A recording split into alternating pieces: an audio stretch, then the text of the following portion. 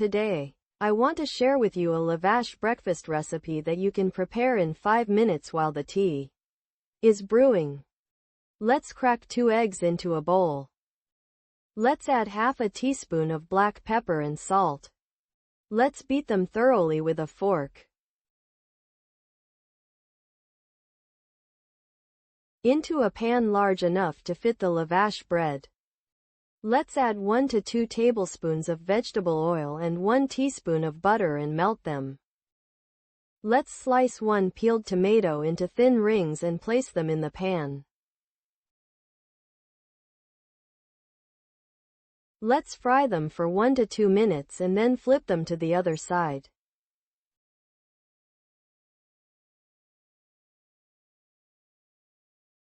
Then, let's sprinkle a few sprigs of finely chopped parsley over them. And pour the beaten eggs over them. Before the egg cooks, let's place 1 lavash bread on top. And cook it for a few minutes on low heat with the lid closed. Then, let's flip it onto a flat plate. Let's place the desired amount of grated cheddar cheese on 1/2. Let's fold the other half over it, as you see in the video. Then, let's cook it by turning it occasionally until both sides are golden brown.